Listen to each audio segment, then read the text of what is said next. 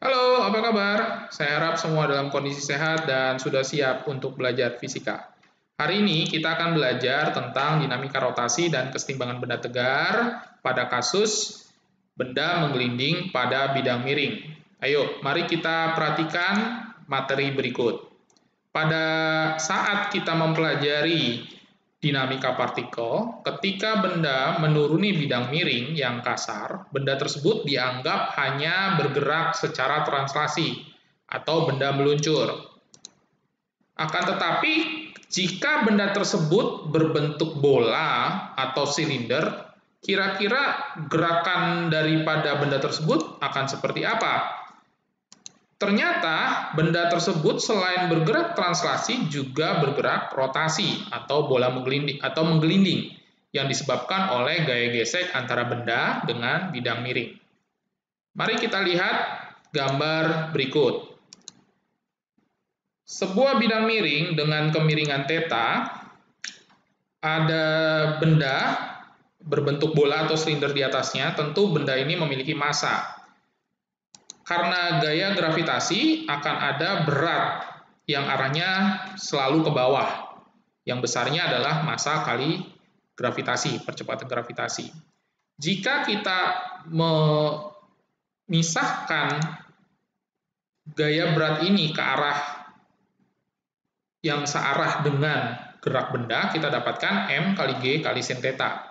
Sedangkan jika berat ini kita arahkan tegak lurus dengan gerak daripada benda, kita akan dapatkan M kali G kali cos theta.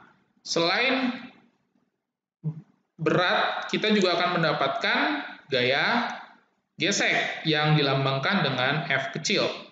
Nah, gaya gesek ini yang akan menyebabkan terjadinya gerakan rotasi, gerakan memutar dari benda.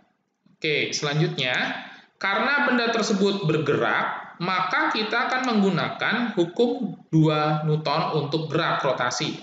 Yaitu kita peroleh sigma torsi sama dengan momen inersia dikalikan percepatan sudut atau alfa. Torsi merupakan hasil kali antara gaya gesek dengan jari-jari, karena jika kita lihat dari gambar di sebelah kiri, satu-satunya gaya yang menyebabkan gerak rotasi adalah gaya gesek. Sedangkan I, seperti sudah dipelajari sebelumnya, merupakan hasil kali dari koefisien benda dikalikan massa, dikalikan jari-jari dikuadratkan, kemudian percepatan sudut kita bisa pecahkan menjadi percepatan dibagi dengan jari-jari. Kita sederhanakan persamaan ini dengan mencoret R atau menghilangkan R. Kita memperoleh persamaan baru yaitu F sama dengan K atau koefisien benda dikalikan M atau massa dikalikan A atau percepatan benda. Selanjutnya, jika kita menggunakan hukum 2 Newton untuk gerak translasi, ya seperti tadi sudah saya jelaskan, ada 2 macam gerak di sini. Yang pertama gerak rotasi dan gerak translasi.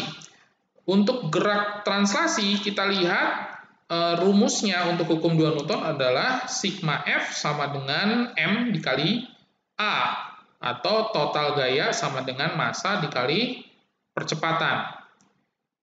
Untuk total gaya yang searah dengan gerak benda, ada 2 buah gaya di situ, yaitu mg sin theta dan F.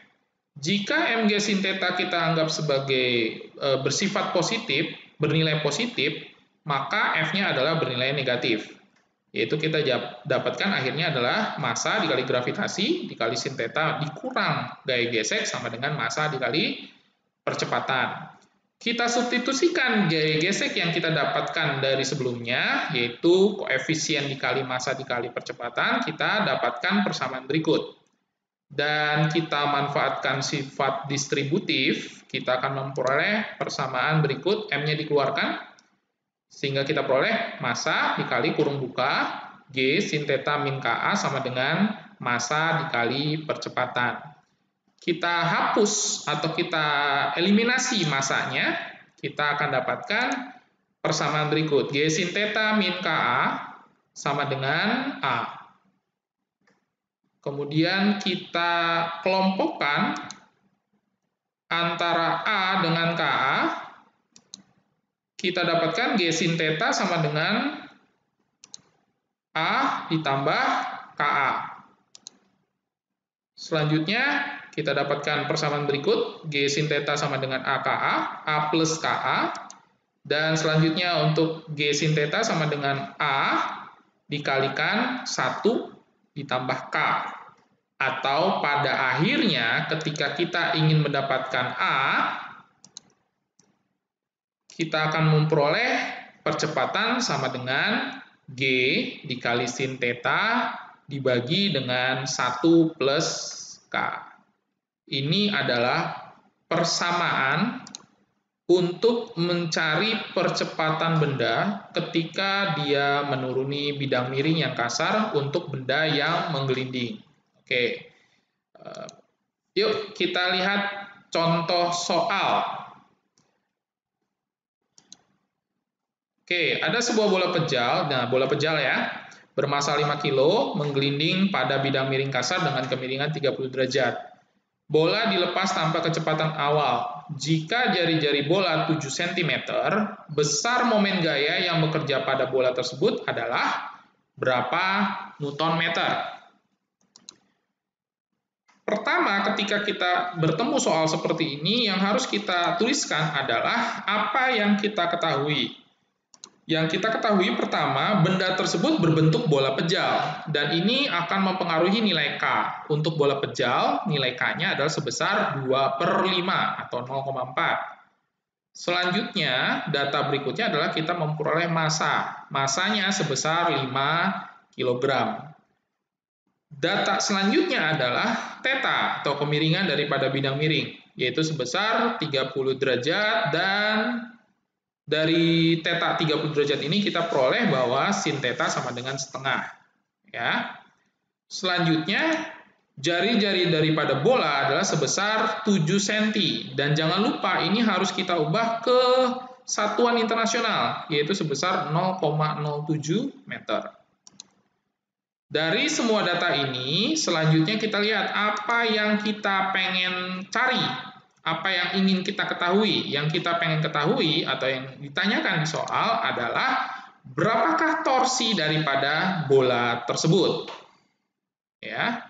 Oke, selanjutnya dari persamaan yang kita dapat dari slide sebelumnya, kita peroleh bahwa besarnya A itu sama dengan G sin theta dibagi 1 plus K, atau sama dengan kalau kita substitusikan semua dengan data yang kita punya, kita dapat 10 dikali setengah dibagi 1 ditambah 2/5, atau kita memperoleh A sama dengan 5 dibagi 7/5, dan akhirnya kita dapatkan percepatan benda sama dengan sebesar 25/7 meter per second kuadrat.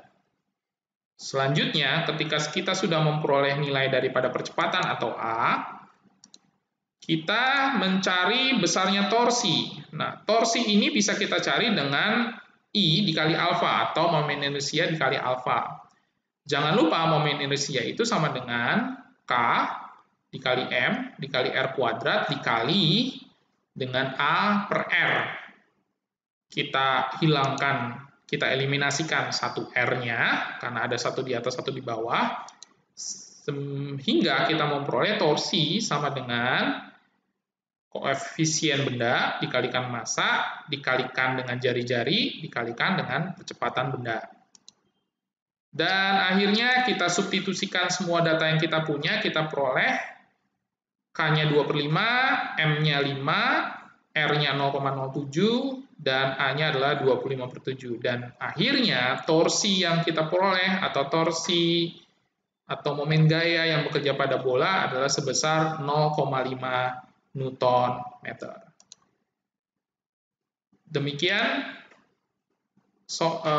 materi tentang dinamika rotasi. Jika dianggap bermanfaat, jangan lupa untuk like and subscribe. Sekian, terima kasih.